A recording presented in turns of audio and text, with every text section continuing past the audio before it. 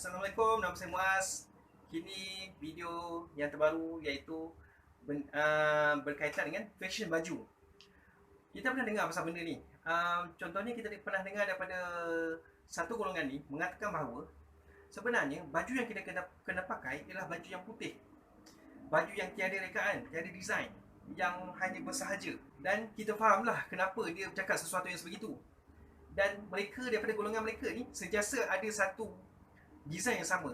Kita bercakap paling senang iaitu golongan tabligh. Golongan sekolah-sekolah tahfiz, dan mereka memang itu tema dia orang lah. Tapi untuk zaman sekarang ni kita macam ada berbanyak-banyak rekaan. Even saya sendiri pakai satu rekaan saya sendiri. Ini design saya sendiri. Dan kita mendapati bahawa begitu banyak design yang baju yang ada, baik di pasar-pasar raya ataupun di shopping kompleks yang besar, bermacam-macam baju, bermacam-macam design, bermacam-macam jenama. Adakah kebanjiran fashion baju ni telah melalaikan kita dengan sesuatu? Adakah begitu penting sebenarnya fashion baju ni? Sebenarnya begini kisah dia. Orang mengatakan bahawa baju ini dia menunjuk personaliti seseorang. Dia menunjukkan tentang peribadi seseorang itu. Tetapi adakah ini merupakan salah satu benda yang relevan untuk kita tunjukkan pada masyarakat tentang kemampuan yang kita ada hanya kerana dengan baju yang kita pakai?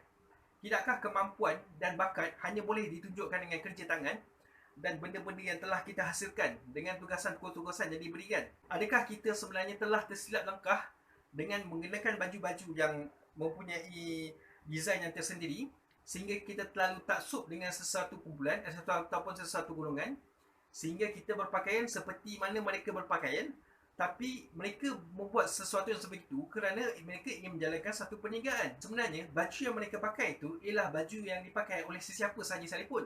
Cuma mereka meletak logo-logo yang ada pada baju mereka, dan kita suka dengan mereka, kita nak jadi macam mereka juga, kita pun nak ada logo yang sama, dan kita pun membeli baju daripada mereka.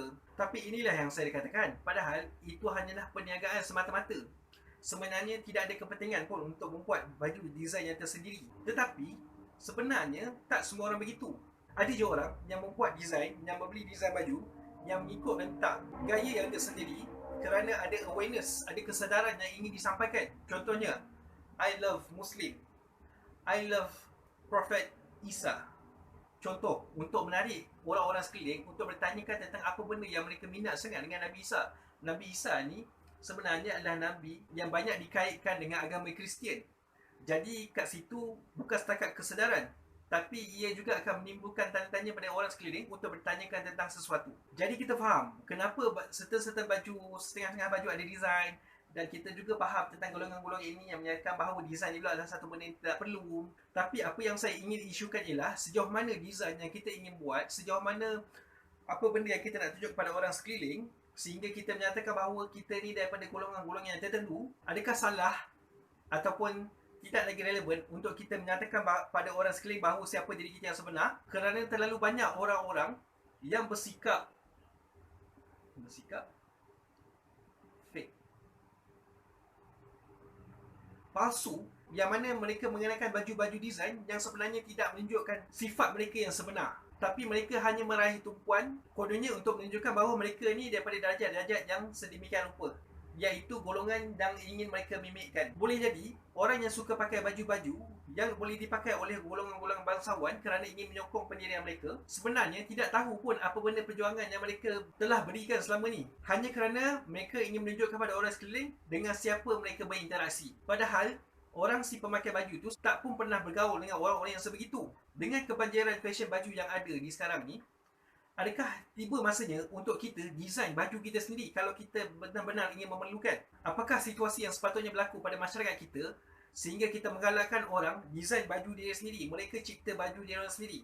Setiap manusia harus mempunyai identiti yang tersendiri. Setiap manusia harus mempunyai niat untuk menyampaikan apa benda yang dirasa di hati. Jika itu apa benda yang kita perjuangkan, jika itu apa benda yang kita cuba nak capai, maka bankruptlah semua desain-desain baju dan tidak ada keuntungan lagi yang boleh diambil oleh mereka kerana kita sentiasa mereka cipta baju kita sendiri dan kita sendiri yang mengubah suai ataupun menjahit dan mewarnai kehidupan kita dengan keunikan yang kita ada.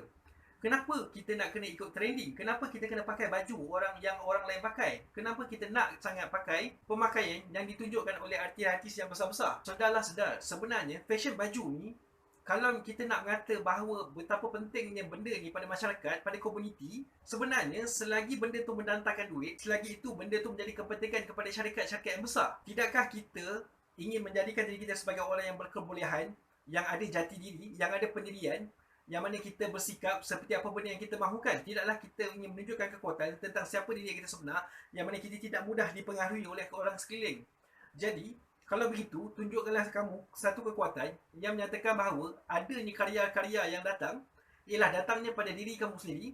Kamu yang design, kamu yang mereka bentuk, kamu yang membuat kerja tangan, kamu lah yang menunjukkan siapa diri kamu, daripada kamu menggunakan nama-nama yang besar untuk menunjukkan betapa gahnya perwatakan yang harus kamu ada. Jadi, adakah saya ingin menyuruh kamu supaya untuk menjatuhkan syarikat-syarikat besar pembuat baju di seluruh dunia? Sebenarnya begini, jatuhnya satu-satu company akan menaikkan company-company yang baru. Sebenarnya tidak ada istilah bankrupt, kerana dunia ni seperti cendawan yang tumbuh selepas hujan. Akan ada sentiasa benda yang baru kita kejar, akan ada sentiasa baru yang membuatkan kita teringin tentang sesuatu.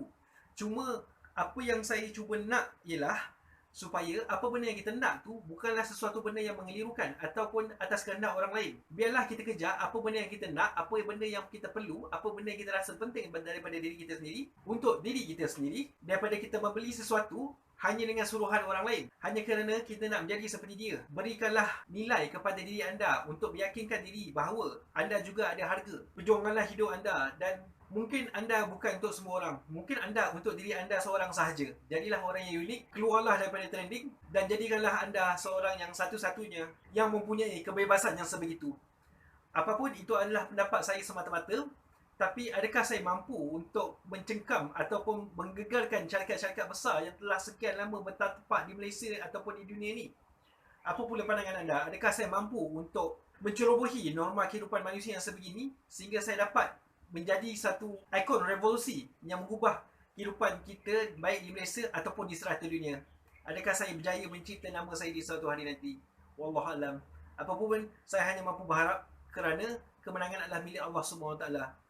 Cukuplah saya usaha macam mana sekalipun, jika Allah tidak memberikan kemenangan tu, maka cukuplah saya hanya bersahaja dan banyakkanlah untuk berdiam diri daripada inginkan kemenangan-kemenangan. Dan cukuplah tentang apa benda yang Allah telah tuliskan pada saya untuk qada-qada, untuk saya terima, untuk saya bersyukur. Dan saya selama mungkin hanya mampu berharap. Apa-apa pun, kita akan bertemu lagi di masa akan datang nanti ya. Baik-baik, jangan mendadak diri. Assalamualaikum.